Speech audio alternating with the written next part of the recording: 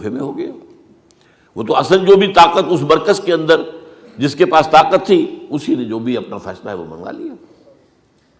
بہرحال یہ جو حضرت حسن نے مصالحت کی ہے جس کی بنا پر ہم تو انہیں سلام کرتے ہیں، ان کا احترام کرتے ہیں. انہوں نے خانہ جنگی ختم کی، فساد جو ہے اس کی جڑ کاٹ دی، تعامل جماعت ہو گیا، اب امن ہو گیا.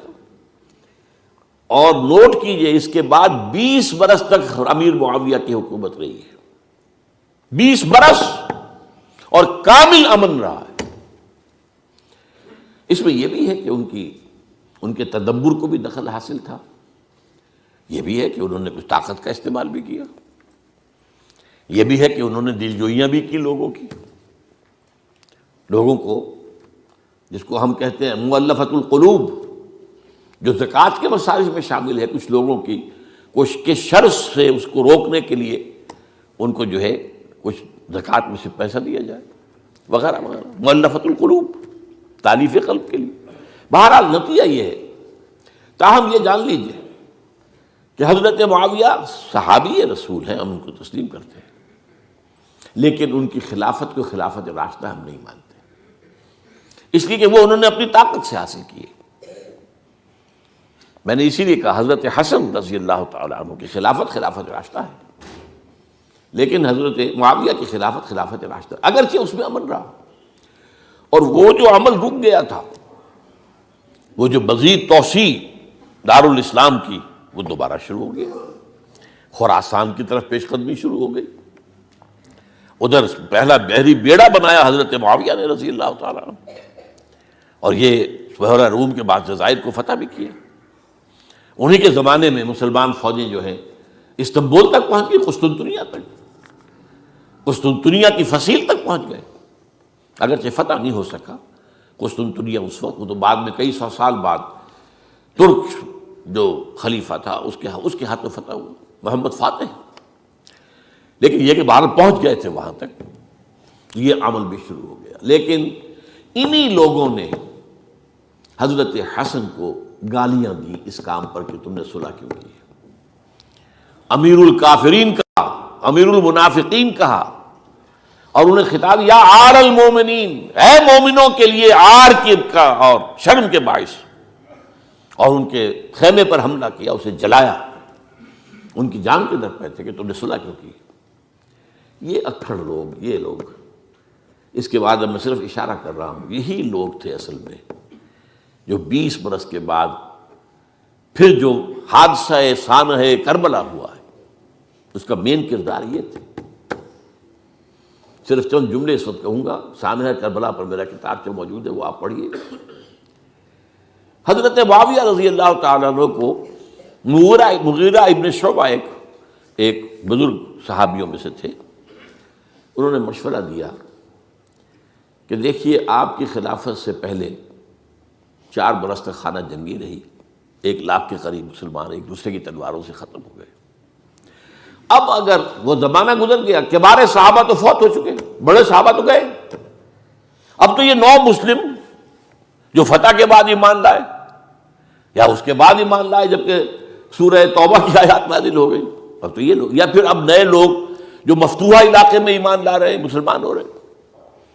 لہٰذا اب وہ جو مسلمانوں کا ایک نظام خلافت راشدہ کا تھا، اگر اس کے پیچھے کسی مضبوط قبیلے کی طاقت نہ ہو تو وہ مرکزیت قائم نہیں رکھ سکے گا. لہذا آپ یزید کو اپنا ولی عہد مقرر کر دیں. حضرت معاویہ کچھ رہے متردد، لیکن بعد میں ان کی سمجھ میں یہ بات آ گئی. یہاں یہ نوٹ کر لیجئے کہ میں یا آپ حضرت معاویہ کے فیصلے سے اختلاف کر سکتے ہیں، ان کی نیت پر حملہ نہیں کر سکتے. وہ صحابی ہیں، الصحابہ کلہم عدول. ان کی نیت بھی یہی تھی، مسئلہ سمجھی اس میں کہ وہی امن جو ہے وہ برقرار رہے. اس وقت جو ہے کچھ تھے ہمارے جو اس وقت اگرچہ وہ صغار صحابہ میں شمار ہوتے تھے، لیکن اب وہ کبار تھے، وہ کھڑے ہو گئے کہ آپ یہ کام غلط کر رہے ہیں، یہ قیصریت اور کسرویت جو ہے اس کا آغاز کر رہے ہیں. اور یہ کون لوگ تھے؟ اب دیکھیے ترتیب: ابو بکر کے بیٹے عبد الرحمن، عمر کے بیٹے عبداللہ ابن عمر، عباس کے بیٹے عبداللہ ابن عباس، زبیر کے بیٹے عبداللہ ابن زبیر، علی کے بیٹے حضرت حسین۔ حضرت حسن فوت ہو چکے تھے، کیونکہ یہ عین وسط میں ہوا واقعہ، 20 سال کے درمیان 10 سال حضرت معاویہ کی حکومت کو شروع ہوئے 10 سال ہو چکے تھے۔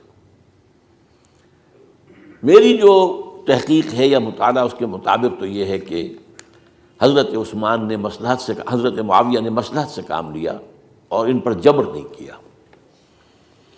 لیکن انہی ندوی صاحب نے کچھ لکھا ہے کہ بالجبر بھی ان سے بیعت لے لی، بیعت ولی عہدی، مجھے اس سے اختلاف ہے۔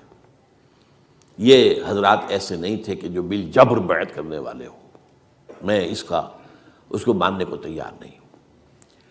بہرحال یہ حضرت، میرے نزدیک حضرت معاویہ نے جبر نہیں کیا، زبردستی نہیں کی۔ لیکن جب حضرت معاویہ کا انتقال ہو گیا، اب جو ہے معاملہ یہ پیدا ہو گیا کہ اب بیعت کریں نہ کریں تو پھر جو ہے باغی شمار ہوگی۔ عبد الرحمن ابن ابو بکر رضی اللہ تعالی عنہما وہ فوت ہو چکے تھے، اب 4 رہ گئے تھے، عبداللہ ابن عمر، عبداللہ ابن عباس، یہ دونوں تھے جو عمر میں بڑے تھے، عبداللہ ابن زبیر اور حسین ابن علی رضی اللہ تعالی عنہ۔ ان چاروں نے کہا کہ کام غلط ہوا ہے یہ، لیکن اس کے بعد ایک تفریق ہو گئی۔ یہ جو دونوں بزرگ تر تھے، حضرت عبداللہ ابن عمر، عبداللہ ابن عباس، ان دونوں نے کہا کام تو غلط ہے لیکن ایسا نہیں ہے جس کی بنا پر خونریزی کرائی جائے، مسلمانوں کا خون بہے، بغاوت کی جائے، ایسا نہیں۔ مطلب یہ کہ اس کے اندر مصلحت کا تقاضا یہ ہے کہ اس وقت جو ہے اس کو تسلیم کر دیا جائے۔ لیکن یہ جو دو نوجوان تھے، ان کے اندر، نوجوان نہیں کہوں، جوان تھے ماشاءاللہ، لیکن یہ کہ جوش زیادہ تھا، یہ اڑ گئے کہ نہیں، ہم اس غلطی کو اب نہیں چلنے دیں گے۔ حضرت عبداللہ ابن زبیر اور حسین ابن علی رضی اللہ تعالیٰ عنہ۔ اب دیکھیے اصل فیصلہ کن بات کیا ہوئی۔ ان دونوں حضرات میں ایک اختلاف ہو گیا۔ حضرت عبداللہ ابن زبیر کا کہنا یہ تھا کہ یہی مقیم رہیے مکے میں، اور یہیں سے جو ریزسٹنس موومنٹ ہے وہ شروع کی جائے بنو امیہ کی حکومت کے خلاف۔ ادھر سے کوفیوں کے خطوط چلے آ رہے تھے حضرت حسین کو رضی اللہ تعالیٰ عنہ، آپ آئیے، ہم آپ سے بیعت کریں گے۔ حضرت حسین نے اپنے بھائی، چچا داد بھائی مسلم بن عقیل کو بھیجا، ان کے ہاتھ پر 10-12 ہزار کوفیوں نے بیعت کر دی حضرت حسین کے لیے، اور ان کے خطوط کے جو ہے وہ تو پورے کے پورے تھیلے تھے حضرت حسین کے پاس۔ اس سے پھر حضرت حسین نے سفر کیا۔ ادھر یہ ہوا کہ یزید کی طرف سے عبید اللہ ابن زیاد جو ہے گورنر بن کر آیا، اس نے جو تشدد کیا کوفیوں پر، سب نے بیعت توڑ دی، اور حضرت مسلم بن عقیل جو ہے ان کو شہید کر دیا۔ یہ خبر پہنچی ہے حضرت حسین کو، آپ ابھی درمیان میں تھے سفر کے، آپ نے مناسب سمجھا کہ میں واپس لوٹ جاؤں، لیکن حضرت مسلم بن عقیل کے بیٹے کھڑے ہو گئے کہ اب ہم قصاص لیے، ہمارا باپ شہید کیا گیا، قصاص لیے بغیر تو نہیں جائیں گے۔ اب یہ مروت کے خلاف تھا حضرت حسین کی کہ وہ ان کو چھوڑ دیتے۔ یہ وجہ ہے کہ وہ حادثہ پیش آیا، اور اس میں بھی اصل وجہ میں بتاتا ہوں، وقت جو ہے ختم ہو گیا ہے۔ وہ یہ ہے کہ حضرت حسین نے جب وہ لشکر تھا کوفیوں کا، کوفی تو آئے تھے نا، وہی کوفی جنہوں نے بیعت کی تھی، وہی بیعت توڑنے والے تھے، وہی لشکر میں آئے تھے حضرت حسین کے خلاف۔ حضرت حسین نے وہاں عین میدان جنگ میں اعلان کیا، دیکھو فلاں ابن فلاں، یہ تمہارا خط ہے کہ نہیں، تم نے مجھے بلایا، دیکھو فلاں ابن فلاں، تم نے مجھے دعوت دی تھی کہ نہیں، یہ دیکھو میرے پاس تمہارے خطوط جو ہیں تھیلے بھرے ہوئے موجود ہیں۔ اب انہیں اندیشہ یہ ہوا کہ اگر حضرت حسین کو کسی طرح بھی یزید تک پہنچ جانے دیا گیا تو ہمارا جو ہے بانڈا پھوٹ جائے گا، پھر ہماری خیر نہیں۔ ورنہ حضرت حسین نے کہا تھا، دیکھو یا مجھے واپس جانے دو، یا مجھے سرحدوں کی طرف جانے دو، میں کفار کے ساتھ جہاد کرتے ہوئے اپنی زندگی صرف کر دوں گا، یا مجھے یزید کے پاس جانے دو، میں اس کے ساتھ اپنا معاملہ کر لوں۔ انہوں نے کہا کہ اگر یزید تک ان کی رسائی ہو گئی تو پھر ہماری خیر نہیں۔ تو انہوں نے نہ صرف یہ کہ شہید کیا، وہی کوفی، وہی بنو تمیم کے لوگ، وہی اکھڑ، انہوں نے نہ صرف یہ کہ شہید کیا بلکہ پھر خیموں کو آگ لگائی۔ کیوں لگائی؟ تاکہ وہ جو ڈاکومنٹری پروف تھا ان کے خلاف وہ ختم ہو جائے، ورنہ آگ لگانے کی کیا ضرورت تھی؟ انہوں نے اور تو کوئی نہیں کیا، یعنی وہ کام تو نہیں کیا کہ جو کسی مفتوح کے ساتھ کیا جاتا ہے۔ حضرت حسین کے بیٹے بیمار تھے، حضرت علی بن حسین زین العابدین رحمۃ اللہ علیہ، انہیں شہید تو نہیں کیا۔ جو خواتین تھیں جو ان کی کوئی بے حرمتی نہیں کی۔ یہ نہیں کہا کہ اب یہ تو جیسے کہ خوارج کہتے تھے کہ جو مسلمان کافر ہو گئے ہیں، مسلمان ہیں ان کے نزدیک کافر ہیں، ان کی بیویاں بھی حلال ہیں ہم پر، وہ تو کنیزیں ہیں، پھر حاصلہ یہ تو نہیں کیا۔ خیمے جلائے اس لیے ہیں کہ وہ جو ثبوت تھا ان کے خلاف وہ ختم ہو جائے۔